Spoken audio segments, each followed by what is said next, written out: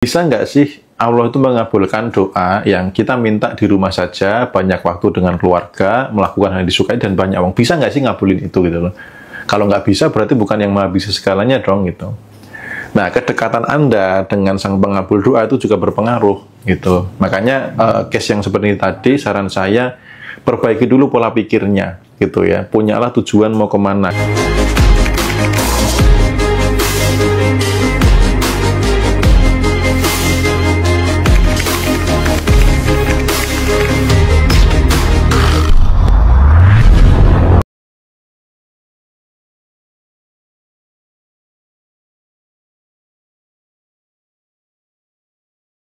Bagaimana kalau kita sudah melibatkan Allah tapi tetap belum ada hasil?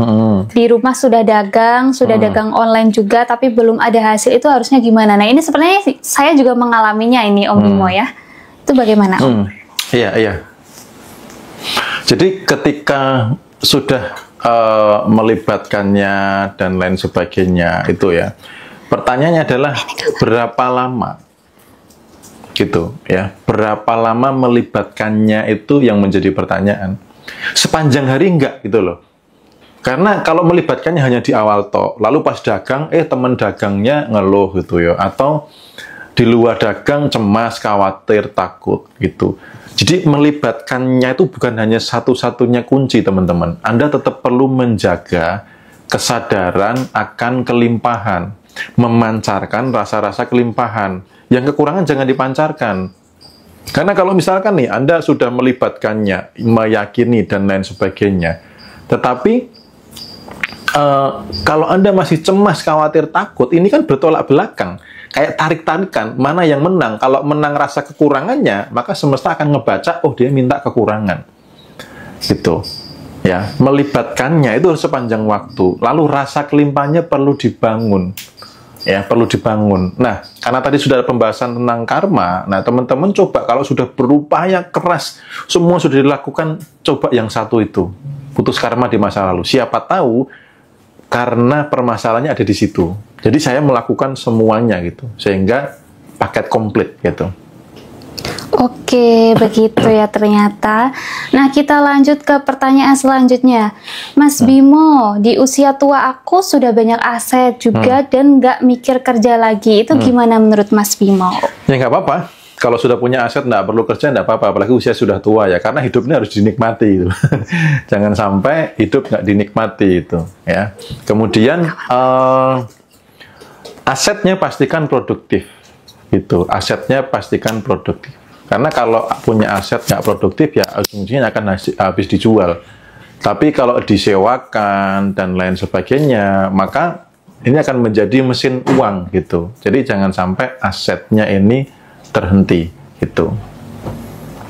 Cara putus karma tadi gimana? Nanti teman-teman bisa ini ya, bisa cek rekamannya di YT ya, karena kalau saya jelaskan itu kan ada banyak hal gitu ya, buat teman-teman yang ketinggalan nanti bisa cek rekamannya di YT, mungkin sekitar minggu depan sudah di-upload ya, karena ini kan habis ini kan weekend, besok kita fokus acara meditasi, jadi mungkin uploadnya akan di hari Senin atau hari Selasa itu. Cara memutusnya gitu ya, teman-teman nanti sudah saya jelaskan detail banget tadi ya, detail banget, jadi teman-teman tinggal nonton rekamannya, sabar ya, karena kalau harus dijelaskan lagi, nanti tema-tema yang lainnya nggak kebahas itu. Rumah warisan cepat terjual itu caranya merasa sudah terjual, gitu ya. Teman-teman pernah nggak ngalamin gini? Pengen menjual sesuatu, pas belum laku, nggak ada yang nanyain, misal jual rumah gitu ya. Pas belum laku nggak ada yang nanyain. Ketika terjual ada yang nanya, kemarin katanya kamu jual rumah gitu. Atau mungkin nggak jual rumah lah, jual apapun gitu ya. Ketika sudah laku habis, malah banyak yang datang menanyakan. Nah, ngalamin nggak begitu? Kenapa fenomenanya begitu? Karena ketika Anda menjual pas belum laku, Anda ada kemelekatan.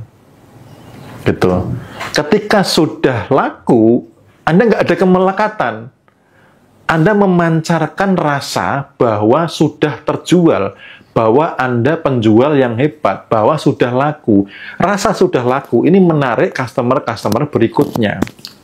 Gitu loh, cara memahaminya begitu. Jadi ketika saya sampaikan bagaimana supaya jualan laris, ya merasalah sudah laris.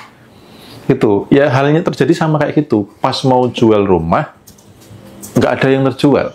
Begitu sudah terjual satu, yang nanya berikutnya banyak banget. Itu padahal sudah terjual gitu ya. Jadi mau jualan apapun, mau warisan, mau tanah, mau rumah, mau mobil, mau jual apapun itu, merasalah sudah terjual, merasalah sudah laris. Kuncinya di situ. Oke, begitu ya teman-teman semuanya. Nah, kita lanjut ke pertanyaan selanjutnya dari Cikra Surya. Sadar kaya itu nggak ada rasa ingin kaya ya, Master? Ya, sadar kaya itu memang sudah merasa kaya. Kalau sudah merasa kaya, berarti sudah nggak ada rasa pengen kaya. Kalau masih pengen kaya, berarti apa? Kesadaran miskin. Ya, jadi kalau teman-teman mau membangun kesadaran kaya, jangan pengen kaya. Tapi merasalah sudah kaya. Sama kayak, aku pengen bahagia, ya berarti kamu lagi tidak bahagia. Tapi kalau saya merasa sudah bahagia, maka kamu benar-benar bahagia. Maka coba nanti cek, pegang tangan di dada, lalu katakan, orang kaya. Gitu. Kalau Anda bisa merasakan, berarti Anda sudah punya kesadaran kaya. Kalau tiba-tiba teto, nggak bisa, cari kerja susah, PPN naik, ya dan sebagainya, berarti itu kesadarannya masih belum kaya. Ya, kesadaran kaya terjadi ketika Anda sudah tidak pengen kaya, tapi merasa sudah kaya. Itu. Oke, nah gimana kalau misalnya kita naik Reborn nih, terus aku pengen naik Fortuner gitu. Terus setelah punya Fortuner, aku pengen naik Land Cruiser gitu. Nah itu apakah kita itu masih memiliki mental miskin atau itu hanya keinginan atau seperti apa? Ya, mental miskin itu ketika nggak bisa bersyukur. Kalau ketika naik Reborn sudah bersyukur, lalu pengen yang lebih karena alasan tertentu nggak apa-apa. Misal untuk menghadiahi diri, biar lebih nyaman nggak apa-apa. Tapi kalau keinginannya karena pengen pamer ya, oh gue keren kan naiknya Fortuner, gue keren kan naiknya Alphard atau apapun itu. Ketika tujuannya untuk menyakiti yang lain, untuk merendahkan yang lain, untuk meninggikan diri, berarti itu masuk ke mental kemiskinan. Karena itu mental atau rasa-rasa kekurangan. Kalau hanya untuk karena pengen menghadiahi diri, bukan dalam rangka untuk flexing ya, untuk dipamerkan gitu. Kayak waktu saya belanja ke minimarket, ketemu teman yang dulu supervisor, kaget ya, kenapa saya punya mobil gitu loh. Kok saya sudah punya mobil? Karena ketika saya beli ya beli aja, bukan untuk dipamerkan, bukan untuk untuk merendahkan yang lain atau membuktikan nih, aku buktikan keluar dari kerjaan ini aku lebih berhasil kan, enggak begitu. Nanti ketika pengen yang lebih tinggi pun juga sama, karena pengen menghadiahi diri, karena pengen lebih nyaman. Misal nih, mobil dulu awalnya kecil, cuman 4 seat gitu, tapi karena sudah berkeluarga, terus sudah punya anak, pengennya 7, nah itu nggak apa-apa sih gitu. Jadi tergantung motivasi atau rasa dibalik ingin beli tadi apa, gitu. Oke, jadi kalau punya pacar satu terus aku kesepian nih, mau nambah pacar lagi ya, itu gimana itu? Nah, itu nggak bersyukur dengan yang pertama gitu ya. Sebaiknya kalau begitu jangan pacaran ya, tapi berteman baik. Karena kan kalau teman-teman ini pertanyaan pribadi kan gitu. Jadi berteman baik saja untuk menyeleksi di antara yang baik ini kamu supaya bisa memilih yang terbaik gitu loh. Karena kalau sudah pacaran, berarti kan harus pacaran lagi, berarti kan itu sudah latihan selingkuh kan gitu. Nanti bahayanya ke bawah pas sudah berumah tangga gitu. Tapi kalau berteman baik ya sudah, kita memang dalam rangka memfilter kok, menyeleksi gitu loh, nggak apa-apa gitu. Oh ini ketika begini ternyata gampang marah, oh yang ini ternyata karakternya begini-begini, dari yang baik-baik itu pilih yang terbaik gitu. Oke, terima kasih. Nah ini ada pertanyaan lagi dari Kak Nevi. Saya wanita 43 tahun, profesional, pendapatan saya sangat tinggi, sangat cukup. Kepercayaan saya adalah saya harus bekerja dengan sangat keras untuk mendapatkan pendapatan bulanan saat ini. Jadi saat ada penurunan jumlah pendapatan, maka saya merasa kalau saat ini harus bekerja lebih keras. Saya ingin bekerja biasa saja dan bisa dekat dengan anak-anak, tapi pendapatan cukup.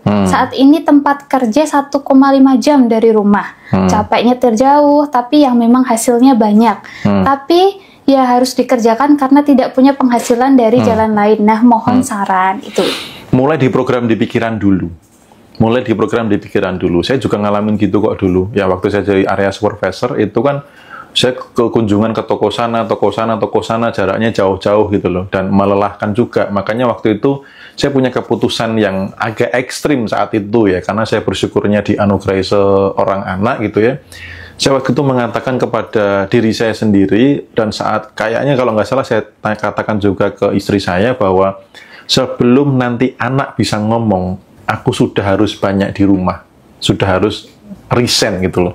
Tapi itu afirmasinya waktu itu masih konyol, hanya sebatas resign. Setelah resign gimana, nggak diafirmasi, sehingga 4 tahun hidup saya itu babak belur waktu itu.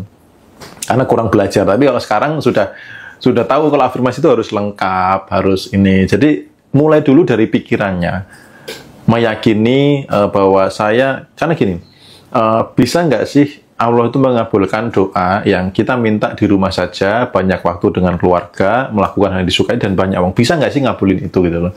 Kalau nggak bisa berarti bukan yang maha bisa segalanya dong gitu.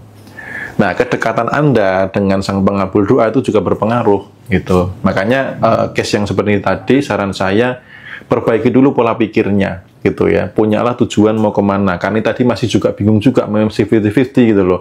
Iya sih hasilnya gede tapi jauh bla bla. Ini kan bingung nih. Nah, semesta juga mulai bingung. Maka segera ambillah keputusan, program dalam pikiran bagaimana cara uang mendatangi Anda gitu. Oke, terima kasih. Kemudian di pertanyaan selanjutnya nih, nah ini yang menarik nih. Bagaimana caranya menarik rezeki keturunan itu? Menarik rezeki keturunan berarti punya anak gitu ya? Iya, punya anak. Ya, itu pastinya dari sisi kitanya juga menjaga ya. Artinya menjaga kesehatan gitu ya. Apa yang membuat tidak menjadi jangan dilakukan. Yang membuat tidak punya, apakah misalkan konsumsi yang terlarang atau alkohol atau perokok berat atau apa, itu hindari. Menjaga diri, menjaga kesehatan itu perlu gitu. Kemudian pastikan punya pasangan yang sah ya, karena kan pengen punya rezeki keturunan. Jangan sampai belum punya pasangan yang sah sudah pengen punya rezeki keturunan gitu ya. Lalu kalau belum punya, nah dianalisa, dicek gitu, kenapa gitu. Karena bisa jadi secara fisik ada memang yang kurang sehat, secara pikiran bisa jadi juga ada. Contoh misalkan orang yang melihat atau sering mendengar keluhan orang yang punya anak, misalnya ngerumpi sama ibu-ibu gitu ya, ibu yang punya anak, wah anak sekarang ini susah diatur, oh repotnya punya anak, aku rindu kemana-mana bebas tanpa anak gitu, atau untuk pampers sekian, untuk ini sekian pengeluaran jadi meningkat bla bla bla. Kalau itu masuk bawah sadar, misalkan seorang wanita, itu bisa melemahkan sel telur gitu loh. Dampaknya bisa membuat saya nggak pengen punya anak, karena punya anak itu menderita. Nah, jadi buat yang pengen punya rezeki keturunan, perbanyaklah database, perbanyaklah melihat atau berinteraksi dengan orang-orang yang betapa bahagianya karena punya anak. Gitu. Karena yang terjadi saat ini itu seperti yang di negara tetangga itu sudah krisis, orang nggak pengen punya keturunan gitu loh. Karena yang dilihat punya keturunan ribet gitu. Misal nih, kayak contoh lah, orang-orang yang sudah punya anak pasti kan pernah mengatakan atau rindu pacaran gitu loh, kemana hanya berdua gitu loh. Nah itu kan pasti ada mengalami begitu. Nah kadang kalau jatuh di tempat orang yang nggak tepat, dengar keluhan yang nggak enak punya anak, akhirnya tubuh mengucapkan doa yang tidak disadari, aku mending nggak punya anak aja lah gitu. Oke, nah ini kita beralih ke pertanyaan teman-teman yang lain dari Kak Didit. Cara menghilangkan luka batin finansial bagaimana Om? Example nih, kalau punya anak satu, rezekinya nggak bisa terbuka lebar. Nah itu gimana? Nah itu berarti salah mindset gitu ya. Setiap orang diciptakan itu membawa wadah rezeki gitu. Maka ketika ada orang yang melahirkan, saya ketika memberikan ucapan selamat itu mesti saya barengi selamat nambah lagi wadah rezekinya. Gitu. Jadi bukan berarti anak datang itu menggerogoti rezeki, enggak gitu loh ya. Anak datang diciptakan, masa Tuhan menciptakan nggak tanggung jawab sih gitu loh. Yang berkuasa menciptakan siapa? Anda atau Tuhan gitu loh. Ya Anda mau pagi, siang, sore, malam berproduksi, tapi kalau nggak diizinkan olehnya nggak tercipta seorang anak loh. Artinya sekelas Tuhan, sekelas Allah menciptakan manusia, itu tanggung jawab, langsung dibekali dengan rezekinya. Nah, tapi kalau pola pikirnya tuh datangnya anak rezekinya berkurang, itu yang akan terjadi di kehidupan Anda, karena prasangkanya sudah begitu. Tapi kalau, wah terima kasih Tuhan nambah lagi wadah rezekimu. Buktinya zaman dulu banyak anak banyak rezeki, ada nggak yang sampai anaknya nggak bisa makan lalu kelaparan dan sebagainya itu. Ketika prasangkanya benar, maka benar rezekinya nambah itu. Jadi hati-hati dengan prasangka. Gitu. Oke gitu ya. Jadi tentang banyak anak banyak rezeki ini benar ya Om ya? Iya, kalau diprasangkakan seperti itu akan benar gitu loh. Oke. Jadi teman-teman yang mau punya 4, 5 anak atau 12 terus bikin klub sepak bola juga boleh ya. Boleh. Ya, bikin kesebelasan sepak bola Iya. ya, plus wasitnya sekalian. Iya.